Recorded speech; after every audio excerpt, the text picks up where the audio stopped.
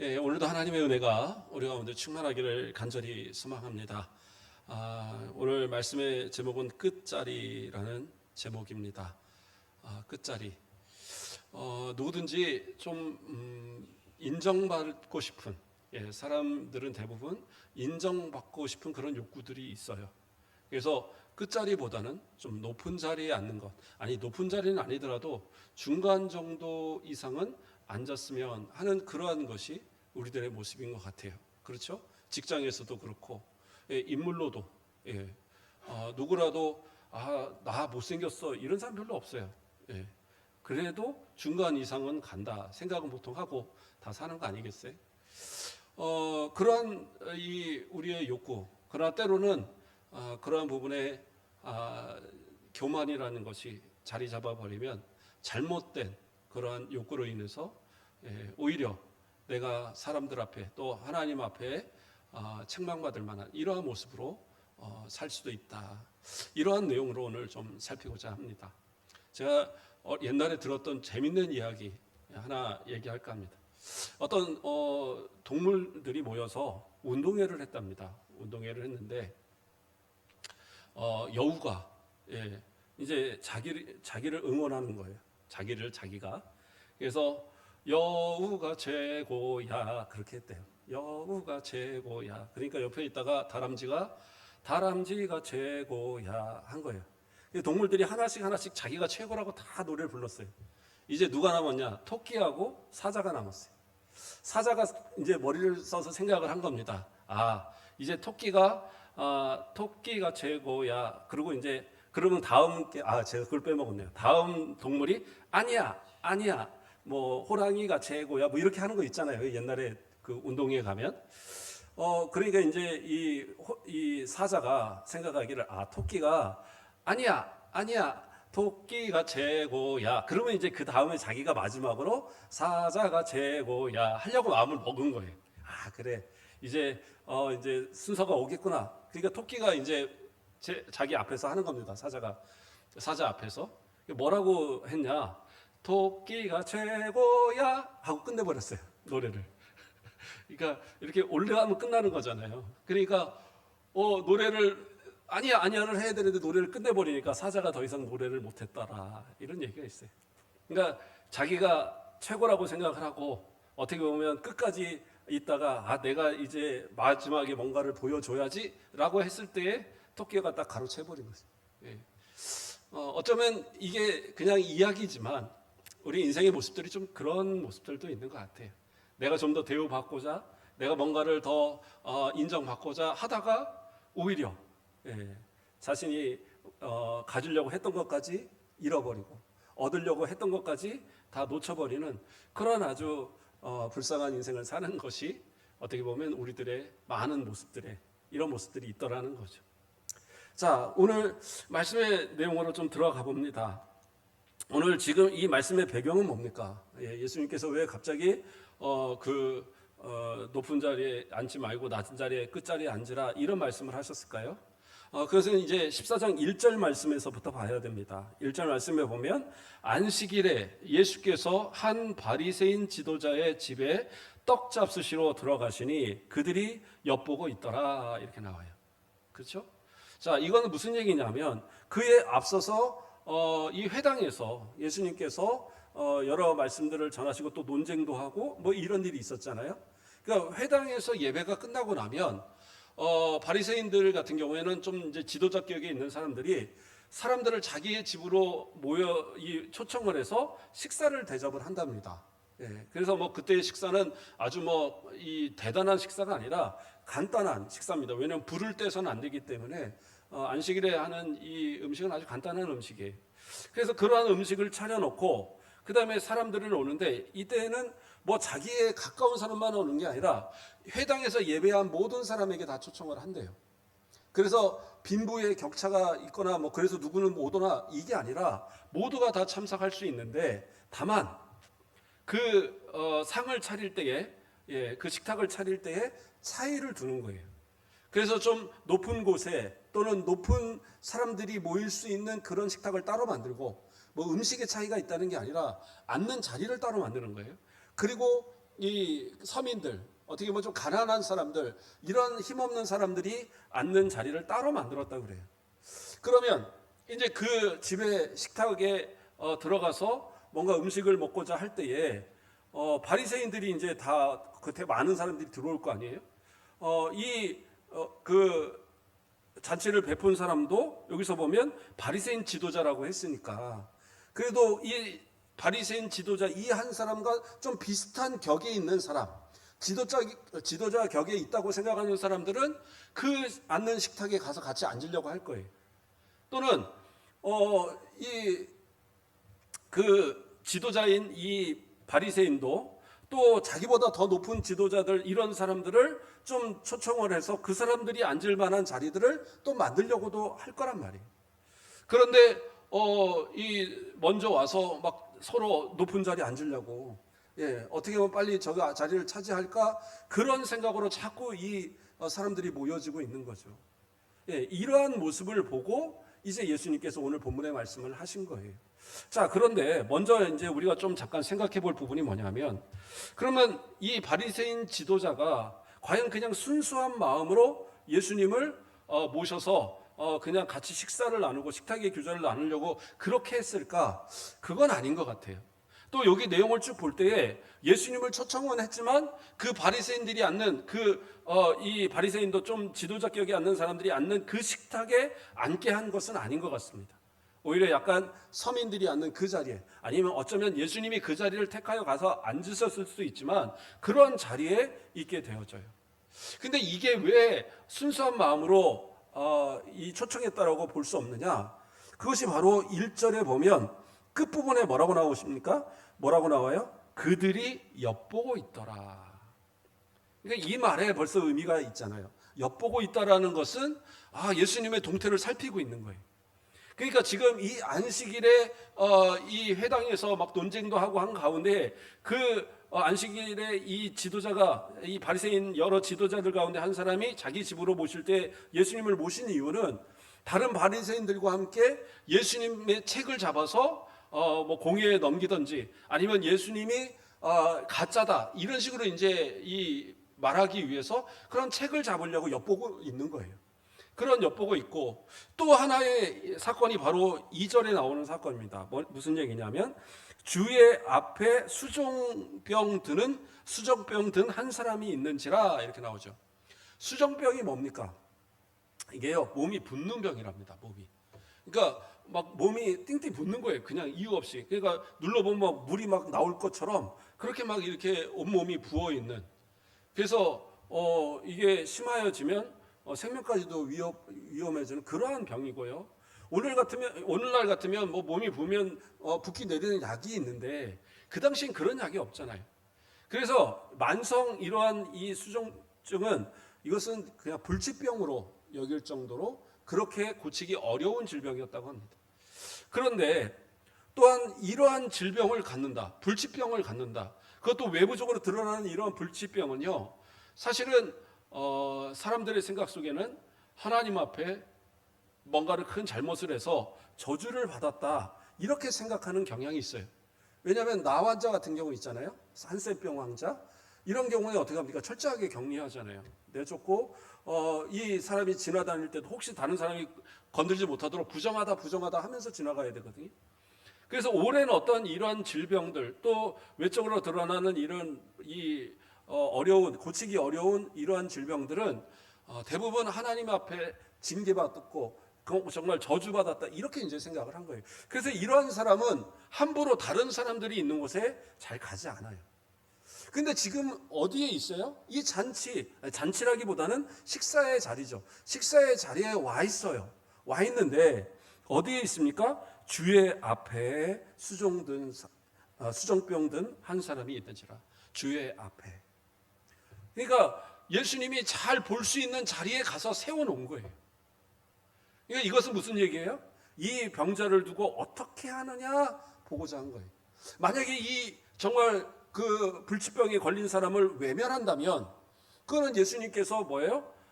죄인을 사랑하고 뭐 이 병든 자를 가난한 자를 사랑하고 이거 다 거짓말이다 말할 수 있단 말이에요. 그런데 만약에 병을 고치면 마찬가지로 또 안식일에 병 고친 일로 인해서 이것으로 인해서 예수님을 책잡아서 공회에 넘길 수도 있는 거죠. 지금 이러한 상황을 딱 만들기 위해서 지금 이수정병 든 사람을 거기다 갖다 세워놓은 거예요. 물론 뭐 예수님께 병 고침을 받고자 이수정병 든 자가 왔다라고 뭐 생각할 수도 있겠죠. 그러나 아까 말한 것처럼 그런 중한 병이 걸린 사람이 많은 사람들이 있는 곳에, 그것도 바리새인의 집에 그 자리를 들어갔다? 그럴 수는 없어요. 그러니까 이건 분명히 바리새인들이 시험하고자 한 일이었어요. 근데 이 사실을 예수님께서 다 인지하셨습니다. 그러니까 3절에 뭐라고 얘기해요? 예수께서 대답하여 율법 교사들과 바리새인들에게 이르시되 안식일에 병 고쳐 주는 것이 합당하냐 아니하냐. 그러니까 지금 예수님을 시험하려고 했던 그 내용을 예수님이 역으로 물어보시는 거예요. 지금 이 안식일에 병 고치는 것이 합당하냐 아니하냐. 만약에 합당하다고 한다면 그냥 고치시면 될 텐데, 아니다라고 한다면 뭐예요? 예수님보다 그들이 어떻게 보면 더 아주 매몰찬 사람들이 되겠죠. 물론 질병 가운데 만성 질병 등은요, 이 당시의 율법이라기보다는 유전, 장로들의 유전에 의하면 만성 질병은 안식일에 못 고치도록 되어 있습니다. 중한 질병은 고쳐요. 그러나 이 환자는 만성 질병이기 때문에 그 다음날 고친다고 해서 죽거나 이런 건 아니에요. 그건 아닌데 예수님은 이 바리새인들의 시험을 이미 아셨고, 그리고 이 수정병 들린 사람의 그 마음을, 그 영혼을 불쌍히 여기셨기 때문에 지금 고치고자 하시는 거예요. 그러면서 질문을 딱 던지니까 이들이 뭐예요? 이 바리새인들이 아무 대답을 못해요. 뭐라고 대답하기가 참 어렵죠. 자기들의 마음이 찔린 상황이죠. 그리고 나서 이어서 뭐라고 얘기하십니까? 그들이 잠잠하거늘 예수께서 그 사람을 데려다가 고쳐 보내시고, 그러니까 예수님께서 순간 고쳐서 보내셨어요. 그리고 나서 5절을 보면 또 그들에게 이르시되 너희 중에 누가 그 아들이나 소나 우물에 빠졌으면 안식일이라도 곧 끌어내지 않겠느냐 하시니. 자, 만약에 그래요, 소나 양이 우물에 빠졌어요. 그러면 건져요, 안 건져요? 건져주라고 합니다. 장로의 유전에도 건져주라고 나온대요. 근데 이제 초기 문헌에 보면 건지지 말라는 문헌도 있답니다. 근데 사람들이 뭐예요? 자꾸 그래도 이거 고치면 죽을 텐데, 냅두면 내일까지 두면 그냥 띵띵 물에 불어갖고 다 죽을 텐데 이거 안 건져주면 어떡합니까? 하도 하소연을 하니까 아마 이 장로의 유전이라는, 이 바리새인들의 유전이라는 이 유전을 계속 이 대대로 만들어 오는 사람들이 이야기하면서 그래, 그래도 생명을 살리는 이니까 구해주는 줘라, 아마 이렇게 바뀌었던 것 같아요. 그러니까 초기에는 구해주지 말라고 그랬는 문헌이 있고, 나중에 문헌들에 있어서는 꺼내주라 이렇게 나온다는 거예요. 자, 가축에 대해서 그렇게 구해줘요. 그런데 뭐예요? 만약에 너희의 아들이, 이게 남이 아니라 너희의 아들이 그 물에 빠져서 죽어가고 있다. 그러면 안식일이라고 안 꺼내주겠냐는 거예요. 건져주겠죠. 다시 말해서 이 수정병자가 너희의 자녀라면 고치겠느냐 안 고치겠느냐, 지금 그걸 말하시는 거예요. 그렇잖아요. 안식일이건 뭐건 내 아들이 지금 고침을 받으니 유일하게 어떤 방법을 통해서도 못 고치고 지금 그러한 상황이고, 그러한 상황에서 지금 유일하게 예수님을 통해서만이 고쳐질 수 있는데, 예수님이 이 자리에서 언제 어디로 가서 또 떠나실지 모르는데, 이 시간, 이 귀한 정말 생명을 살릴 수 있는, 내 아들의 생명을 살릴 수 있는 이 시간에 과연 안식일이니까 안 돼 하고 그럴 부모가 어디 있겠어요? 그렇죠? 회당장 야이로는 어떻게 했어요? 회당장인데도 예수님한테 달려가서 내 딸을 살려달라고 간청을 하잖아요. 백부장은 어떻게 해요? 자기 신하를 좀, 자기 그 하인을 살려달라고 그 체면 딱 구기고 예수님 앞에 와서 이야기한단 말이에요. 정말 사랑하고 귀한 사람을 살리고자 한다면 체면 같은 게 무슨 소용이 있고, 무슨 규칙이, 그게 무슨 소용이 있겠어요? 살리는 게 우선이지. 그것이 바로 예수님의 마음이다라는 것을 말씀하고 계신 거예요. 그 수정병 걸린 사람, 정말 하나님의 귀한 자녀, 정말 지금 아니면 고침받을 수 없는 이 상황에서 예수님이 외면하신다면 이제까지 모든 의사들에게 외면당하고 가족에게 외면당하고 이 사람들한테 다 외면당했을 이 사람의 예수님마저도 그를 외면한다면 그는 어디 가서 위로받고 어디 가서 치료를 받겠어요? 예수님은 불쌍히 여기셔서 그를 치료해 주신 거예요. 자, 그리고 나니까 어떻게 해요? 6절 말씀에 그들이 이에 대하여 대답하지 못하니라. 그러니까 예수님께서 완승하셨어요. 이겨버리셨어요. 그러니까 더 이상 이제 바리새인들은 예수님에 대해서 신경 쓰지 않습니다. 그런데 이제는 누가요? 예수님이 살펴보셔요. 예수님이. 그래서 7절에 뭐라고 합니까? 청함을 받은 사람들이 높은 자리의 택함을 보시고 높은 자리 택함을 보시고 그들에게 비유로 말씀하여 이르시되, 그러니까 너도 나도 높은 자리에 자꾸 앉으려고 하더라는 거예요. 아까 말한 대로 그 높은 식탁에, 높은 사람들이 앉는 그 식탁에 자기가 들어가려고. 물론 여기는 잔치 자리가 아니니까 무슨 서열대로 앉히고 뭐 그런 개념은 분명히 아닐 거예요. 그러나 이것을 보시면서 예수님은 이것을 좀 더 확장시켜서 혼인잔치에 초청받은 사람들의 이야기로 비유를 얘기하십니다. 그래서 뭐라고 그래요? 8절 말씀을 보면 내가 누구에게나 혼인잔치에 청함을 받았을 때에 높은 자리에 앉지 말라. 그렇지 않으면 너보다 더 높은 사람이 청함을 받은 경우에 너와 그를 청한 자가 와서 너더러 이 사람에게 자리를 내주라 하리니, 이렇게 나오죠. 이게 무슨 말이냐면, 자, 앞에서 회당의 그 예배 후에 초청하는 그 식사는 아까 말했죠. 귀하나 천하나 부하거나 가난하거나 이러한 빈부 귀천에 이러한 관계없이 다 와서 식사하게 초청하는 거예요. 근데 혼인잔치는 다릅니다. 우리가 이제 생각할 때 임금의 혼인잔치 이런 거 중요하게 이야기하지만 1차적으로 어떻게 해요? 초청받은 사람들이 있었어요. 그래서 초청받은 사람들이 와서 그 자리를 채우는 겁니다. 우리가 강권하여 이 자리를 채우라 그러니까 혼인잔치 하면 아무나 가나 보다. 그거 아니에요. 원칙적으로 초청받은 사람들만 갑니다. 그래서 주인은 초청받은 사람들이 앉을 자리들을 다 배열을 해요. 보통은 이렇게 디귿자로 배열을 한답니다.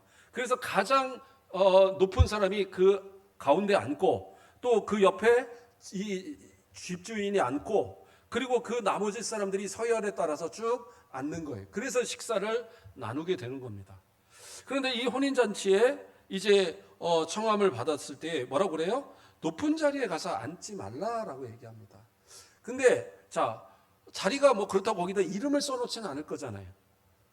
안내하는 사람이 누구 여기 앉으세요 하면서 안내하면서 그 자리를 앉게 할 거라는 거예요. 그런데 어떤 사람이 딱 보니까 아니 내가 먼저 왔는데 나도 꽤 높은 사람인데 나를 한 중간쯤에 이렇게 자꾸 앉으라고 하는 거예요. 그리고 어떻게 하겠어요? 아니야, 나 높은 데 갈래. 나 정도면 높은 사람이지 하고 높은 데로 가서 앉았다 이거죠. 그런데 어떻게 해요? 항상 주인공은 나중에 옵니다. 주인공은 이 당시에 이 풍습에도 좀 높은 사람들은 늦지감치 왔대요. 그게 좀 풍습이었고 이런 것을 생각해서 그런지 모르지만 그 러시아 지금 대통령 푸틴이 있잖아요. 푸틴이 아주 그 늦기로 아주 소문난 사람이랍니다.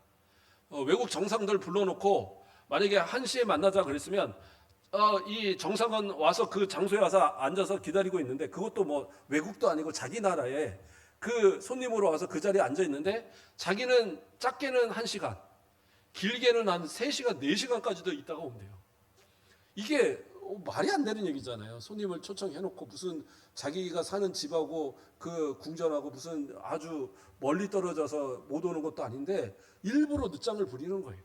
그게 아주 유명하답니다. 특히 사이가 별로 안 좋은 그런 사람들끼리 이 초청을 해서 이렇게 만나게 되면 그때는 진짜 한 3시간, 4시간 막 그래 버린대요. 그래서 옛날 미국 대통령하고도 서로 앉을 때 한 2시간 이상을 기다리게 만든 아주 이제 그러한 모습이 있었다고 합니다. 근데 왜 그럴까 생각을 해보니까 푸틴은 이 정상회담을 하면서 자기가 우위에 있다라는 것, 자기가 위에 있다라는 것을 그것을 이제 주도권을 잡고자 하는 그러한 아마 모습일 것이다. 그렇게 이제 기사가 나오더라고요. 이게 무슨 얘기냐? 내가 이만큼 대단한 사람이니까 넌 기다릴 만해. 그러니까 너는 내 말 이제 내가 하는 대로 따라야 돼. 딱 그렇게 위압감을 줘버리는 거예요. 그게 이제 푸틴의 그 대화 방식이라고 합니다. 근데 어쨌든 간에 이 당시에 예수님 당시에 사람들은 그렇게 높은 사람이 나중에 와요. 그런데 자 아까 말한 대로 그 혼인잔치에 온 사람들을 그 높은 사람들을 다 차례대로 초청받은 사람들을 자리를 만들어 놨는데 이 안내하는 대로 안 가고 앞으로 가니까 사람들은 밀려서 뚝뚝뚝 앉아 있단 말이에요. 그러니까 자기가 원래 앉으려고 했던 자리까지도 다 빼앗겨서 자리가 없는 거죠. 그랬는데 어떻게 됩니까? 이제 가장 높은 사람이 와서 오니까 그 집주인이 와서 하는 얘기가 지금 더 높으신 분이 왔으니까 자리를 좀 비켜주십시오. 자 그러면 그 쭉 앉은 사람이 자 한 칸씩 가 이렇게 해서 가겠습니까? 이미 음식을 다 받아놓고 음식이 막 차려 있는데 그 앞으로 어떻게 가겠어요? 그러니까 그 사람이 어떻게 해요? 일어나서 저 끝에 제일 끝에 가서 앉게 된다 이렇게 되더라는 거예요. 자 그래서 이 이야기는 무엇을 이야기하고자 이 얘기를 하실까요? 그래서 11절 말씀을 보면 무릇 자기를 높이는 자는 낮아지고 자기를 낮추는 자는 높아지리라. 그러니까 이것이 그러면 뭐 겸손하게 낮아지란 얘기인가요? 이렇게 교만 부리지 말고 그냥 겸손하라 이런 말씀인가요? 물론 그런 의미도 있을 겁니다. 그러나 제가 주석을 몇 개 한 3가지 이상을 좀 뒤져보니까 하나같이 하는 얘기는 뭐냐? 이 마태복음에 나오는 비유들의 대부분의 비유, 예수님의 비유 거의 90% 이상의 비유는 무엇을 얘기합니까? 천국을 이야기하고 있는 거예요. 그래서 여기서의 이 이야기는 마지막 때에 예수님의 재림 때에 있을 하나님의 심판, 하나님의 그 심판의 권한을 위임받은 예수 그리스도의 심판의 때에 일 것이다라고 보는 거예요. 그러니까 교만하게 자신이 대단한 것처럼 인생에 있어서 하나님 앞에 올바른 모습 갖지 못하고 신앙생활 하지 못하고 자기의 의로 뭐가 높임을 받고 대우를 받으려고 하는 이러한 사람들, 결국에는 믿음 없이 살다가 이 땅에서 이 생을 마감한 그 사람들에게 마지막 주어지는 거 뭐냐? 천국의 존귀한 자리가 아니라는 거예요. 나는 당연히 천국에 들어갈 수 있을 것 같은데, 나는 저 높은 자리에 갈 수 있을 것 같은데, 그런데 예수님은 뭐예요? 아니라는 거죠. 집주인 되시는, 천국의 주인 되시는 우리 하나님, 우리 예수님께서는 너 저 끝자리에 가. 더 존귀한 자가 지금 올 거야 하고 맞이한다는 거죠. 그러면 끝자리는 어디겠어요? 지옥이죠, 지옥. 저 지옥으로 떨쳐버리고, 그리고 정말 존귀한 사람 누구예요? 이 땅에서 힘들고 어려워도 가난해도 오직 하나님 앞에 믿음으로 신실하게 지켜갔던 우리 성도들, 이러한 성도들이 하나님 앞에 올 때, 예수님 앞에 올 때 예수님께서 그 높은 자리들을 채워주시는 거예요. 그러한 모습들이 바로 우리의 모습이 되기를 간절히 축원드립니다. 자, 이러한 이제 이야기를 배경으로 하는데요. 근데 또 하나의 이야기가 이어지고 있어요. 12절 말씀을 보면 뭐라고 합니까? 또 자기를 청한 자에게 이르시되 내가 점심이나 저녁이나 베풀거든 벗이나 형제나 친척이나 부한 이웃을 청하지 말라 이렇게 이야기하죠. 자, 누구한테 얘기합니까? 또 자기를 청한 자에게 이르시되. 그러니까 자기를 청한 자에게 이르시되 이렇게 얘기하니까 그러면 이 1절에서 말하는 예수님을 이 초청한 바리새인 지도자를 말하나 보다. 물론 직접적으로는 그 사람한테 말하는 형식을 이렇게 말하고 있지만, 그러나 이것은 예수님께서 앞에서의 비유를 이어가고 있는 내용이에요. 이것은 앞에 있는 비유에, 그래서 초청받은 사람의 이러한 이 이야기에서 이야기가 바뀌어서 이제는 초청하는 사람의 입장으로 내용이 바뀌고 있는 겁니다. 그래서 바로 자기를 청한 자에게 이르시되, 그러면서 마치 그 바리새인 지도자 초청한 그 사람에게 이야기하는 것처럼 이야기하신다는 거예요. 그러니까 이제 모든 사람이 듣는 가운데 이야기하고 계시고, 특별히 제자들 가운데 얘기하고 계시는데 아마 이제 그 근처에 그 집주인이 있었겠죠. 그러니까 마치 사람들이 듣기에는 집주인에게 이야기하시나 보다 이렇게 이제 들려졌을 상황인 겁니다. 자, 그런데 뭐라고 얘기하십니까? 방금 말한 대로 형제나 벗이나 형제나 친척이나 부한 이웃을 청하지 말라. 이 사람들은 누구예요? 가까운 사람이잖아요. 어떻게 보면 당연하게 내가 잔치가 있을 때 당연하게 초청해야 될 사람들이에요. 여기서 보면 앞에서 점심이나 저녁이나 베풀거든. 그러니까 점심은 아까 이 바리새인들과 그 회당 이후에 예배한 이 사람들이 모여서 예배하는 함께 식사하는 것 같이 그렇게 중요한 식사는 아닐 것으로 봅니다. 일상적인 식사 그것으로 보는데, 그런데 저녁에 초대한다라는 건 뭐냐? 저녁은 특별한 것이 아니면 초대하지 않습니다. 왜요?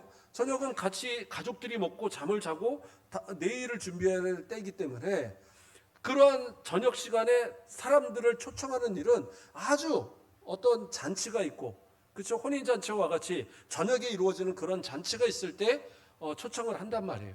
그러니까 단순하게 초청을 해서 여러 사람들을 이렇게 초청하는 일은 거의 드문 겁니다. 그래서 학자들은 이것이 아주 큰 어떤 잔치를 얘기하는 것으로 봐요. 자, 일상적인 식사든 잔치든 누군가를 초청하려면 당연하게 우리에게 가까운 사람들, 친구, 형제, 부모 이런 사람들 당연하게 불러드릴 거 아니에요? 그런데 예수님께서는 그렇게 하지 마라 이야기하고 있어요. 왜요? 그 다음 말씀이 중요해요. 뭐라고 해요? 두렵건대 그 사람들이 너를 도로 청하여 내게 가품이 될까 하노라. 자, 누군가를 대접하는 건 선행이에요. 아주 좋은 일입니다. 그런데 그 받는 사람들이 나와 비슷한 사람 또는 나보다 좀 대단한 사람, 이런 사람들을 초청했을 때는요, 이 사람들이 그냥 넘어가지 않고 갚는단 말이에요. 그렇잖아요. 우리가 친구한테 어떤 이 생일 선물을 했어요. 그러면 그 친구도 어떻게 해요? 나중에 나에게 생일 선물을 한단 말이에요. 그렇지 않겠어요? 우리 집에 누구를 초청해서 열심히 식사를, 아니면 그냥 직장 동료끼리 어디 식당을 가서 밥을 먹어도 한 사람이 밥을 사면 그 다음에는 자연스럽게 또 다른 사람이 밥을 사고 또 남은 사람이 또 밥을 사고 이러잖아요. 그런 상황이 벌어지잖아요. 그러니까 이런 상황들은 어떻게 보면 당연하게 벌어지는데 예수님께서 뭐라고 얘기를 하시느냐? 그걸 오히려 두려워하라는 거예요. 왜? 천국에 쌓는 상이 아무것도 없단 말이에요. 이미 그 사람들을 통해서 내가 다 받고 있거든요. 그러면 그게 무슨 내게 복이 되겠고 무슨 내게 유익이 되겠냐는 거예요. 그러니까 뭐예요? 이런 사람들 초청하지 말라는 거예요. 오히려 어떤 사람을 초청하라고 얘기하십니까? 잔치를 베풀거든 차라리 가난한 자들과 몸 불편한 자들과 저는 자들과 맹인들을 청하라. 뭐예요? 도저히 내게 갚을 수 없는 사람들, 갚을 능력이 없는 사람들, 그 사람들에게 베풀으라는 거예요. 제가 여러 번 이야기하지만 식사 이런 거 살 때요, 내가 한번 샀으니까 저 사람도 또 사야지, 저 사람이 또 샀으니까 저 사람 사겠지, 이런 생각하지 마세요. 그냥 차라리 내가 샀으면 그걸로 끝나는 거예요. 다음번에 또 식사를 할 기회가 됐는데 다른 사람들이 또 살 어떤 상황이 안 돼요, 능력이 안 돼요, 그럼 내가 또 사면 되는 거예요. 누군가가 이번엔 내가 사야지, 그래서 샀어요. 근데 다른 사람을 보니까 이 사람 정말 힘들어요, 살만한 능력이 안 돼요. 그러면 어떻게 해요? 내가 또 한 번 살면 되는 거예요. 그런데 굳이 한 번씩 돌아가야 되는데 저 사람이 이거 안 사갖고 이거 우리 그 분위기를 다 망치네, 이런 생각하면 뭐예요? 이미 상 다 받은 거예요. 그러지 말라는 거예요. 내가 적은 것이라도 혹시 내가 좀 작은 것이 있더라도 그 사람이 부족하면 그 사람에게 더 베풀 수 있는 것이, 그게 우리의 모습이어야 한다는 거예요. 어떤 목사님이 며칠 전에 같이 이야기하면서 그런 얘기가 나오더라고요. 예전에 어떤 그러니까 신대원을 다닐 때 한 분이 집 근처 그 학교 근처에다가 방을 얻었고, 그리고 그 초청을 했다라는 거예요. 집을 이사했으니까 밥을 대접을 하겠다고. 그래서 이제 친한 친구니까 집을 갔대요. 그랬더니 그 빨래하는 이 세탁기가 없어서 그 사모님이 밖에서 그 추운 그 겨울이었는데 빨래를 이렇게 하고 있더래요. 아기도 없고. 그리고는 이제 와서 밥 차리라고 그러니까 와서 또 이제 밥 해갖고 다 주는데 그 밥을 먹는데 너무 마음이 아프더래요. 왜 이분은 그러면 자기는 잘 사느냐? 아니요. 전도사 사례 받아서 얼마 하겠어요. 근데 마침 그때 이 카드 만들려고 막 하는 사람들이 학교 앞에서 막 기다리고 그러거든요. 그래서 하도 그래서 샀는 그 카드를 만들었는데 그 카드가 처음 받은 날이래요. 그래서 자기가 지갑에 갖고 있었던 날인데 그 밥을 먹는데 이게 진짜 마음이 아파서 못 먹겠더래요. 자기도 가난하지만 그 사모님 이 추운 겨울에 밖에서 이 빨래하는 사모님한테 밥 차리라고 그래갖고 그 밥을 먹고 있으니까 너무 마음이 아프더라는 거예요. 그래갖고 이 친구 전사님을 끌고 가서 대리점을 가전제품 대리점을 가서 세탁기 큰 건 아니더라도 이 조그만 세탁기 하나 사서 그 20개월 할부인가 뭐 해갖고 자기가 사서 주었다는 얘기를 하시더라고요. 그렇죠. 그냥 밥 한 번 먹으면 밥 한 끼 나중에 사고 아니 나도 힘든데 그러고 모른 척할 수도 있는데 그게 아니라 그 어려워하는 그분을 보면서 너나 나나 똑같다 이러지 않고 그 사모님 이 모습이 안타까워서 그렇게 했노라. 그게 어떻게 보면 성도들의 올바른 모습 아니겠어요? 그분이 뭐 어려운 전사님 물론 나중에 뭐 밥을 더 목사님 다 지금은 웬만한 교회 담임 목사님들 다 되신 상황이어서 충분히 서로 대접할 수 있는 상황이니까 밥도 사고 하고 있죠. 그러나 그 당시에는 뭐예요? 저분이 세탁기 사줬으니까 나도 사줘야지 이럴 수 있는 상황도 아니잖아요. 언제 뭐 갚을 수 있는 것도 아니고 뭐 받겠다고도 아니고 그냥 사주는 그런 건데 결국에는 뭐예요? 하나님의 나라 저 천국에 쌓일 보화를 생각해서 결국엔 그렇게 할 수 있는 거죠. 물론 그냥 친구니까 또 불쌍하니까 그럴 수도 있겠지만 어쨌든 이 본문에서도 이야기하는 것은 뭐냐? 받으려고 하지 말고 뭔가 계산하지 말고 베풀으라고 얘기하고 계시는 거예요. 그래서 그 사람들이 결국에는 하나님 앞에 영광을 돌리며 하나님 앞에 감사하며 누구를 위하여 축복하겠어요? 바로 그 은혜 받은 그 집주인을 두고 축복하지 않겠어요? 그게 진짜 복된 모습인 거예요. 그리고요 아무리 가난하고 힘없는 사람들도요 은혜 베푼 건 알아요. 어떤 경우는 도둑도 그러한 은혜 베푼 사람한테는 함부로 하지 않는다. 그러면 우리의 모습이 어때야 되겠어요? 바로 예수님께서 지금 말씀하시면서 뭐라고 해요? 14절에 그리하면 그들이 갚을 것이 없으므로 내게 복이 되리니 이는 의인들의 부활 시에 내가 갚음을 받겠음이라 하시니라. 자 여기서 분명히 얘기하시죠. 예수님의 재림 때 부활할 때 그때 있을 일이라고 얘기하고 있는 거예요. 그러니까 이 앞에 있는 이 7절부터 시작했던 모든 이야기가 다 이 마지막 심판과 관련된 말씀이 분명한 사실이. 말씀을 다시 한번 정리합니다. 우리가 교만하고 때로는 하나님 앞에 올바른 신앙으로 서지 못하여서 사람들에게 뭔가 내가 대단한 것처럼 느껴지게 하고자 하는 그러한 상황을 자꾸 만들어 봐야 결국에 그것이 나에게 있어서 하나님 앞에 주님 앞에 설 때는 아무런 유익이 없다라는 거예요. 오히려 겸손하게 나에게 어떤 유익이 될 만한 그런 상황 이런 거 생각하지 말고 가난하고 병들고 힘들어하는 그들을 긍휼히 여기면서 그들에게 베풀어 가야 되는 그러한 모습, 이러한 모습을 가져가는 것이 그게 참 신앙인의 모습이고 결국에 마지막 때에 천국에 갔을 때에 상 받을 그러한 상들을 쌓아놓는 모습들이라는 거예요. 그래서 여기서 말하는 거 끝자리에 가라니까 나는 그럼 맨날 끝자리에 가서만 있어야지 그게 아니라 겸손을 얘기하는 거죠. 그리고 실제로 어떤 자리에 가서요 너무 높은 자리에 가서 자꾸 어울리려고 하지 마세요. 그냥 적당한 자리에 그렇게 있으면 정말 필요하면 올라가자고 얘기를 하는 거죠. 저도 뭐 이게 이해가 될 수 있을지 모르지만 우리 노인정 그 어버이날 행사할 때 저는 우리 권사님들하고 앉아서 맨날 식사하잖아요. 식사하는데 작년에는 그렇게 행사할 때 식사하고 있으니까 저 상석에 앉았던 도의원, 시의원 뭐 다 아시는 분들이니까 이분들이 쭉 와서 또 제 옆에 앉아 있더라고요. 권사님들하고 있는데 쭉 앉아서 한참 얘기하다 그리고 가셨고 올해도 그냥 저는 권사님들하고 앉아 있는데 뭐 우리 시의원분들이 막 끌고 가더라고요. 끌고 가갖고 우리 불편하니까 목사님 일로 오세요 해서 끌고 가서 제가 노래도 하나 했잖아요. 그런데 누군가가 높이려고 하면 알아서 높여주는 거지 내가 높이는 게 아니잖아요. 물론 제가 높아서입니까? 아니잖아요. 우리 가곡교회 담임 목사님이고 우리 권사님들이 섬겨주니까, 그러니까 이 뭐 도의원이 됐든 시의원이 됐든 그래도 가곡교회 대가곡교회 목사님 이렇게 하는 거지, 제가 뭘 대단해서 그러겠습니까? 아무것도 아닌데.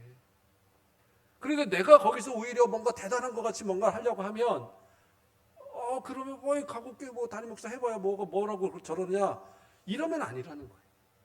우리 성도들 항상 겸손하게, 성도들은요 어디든지 머리가 되고 꼬리가 되지 않는다라는 것은, 머리가 된다는 것이 앞장서서 내가 교만을 부리라는 얘기가 아니에요.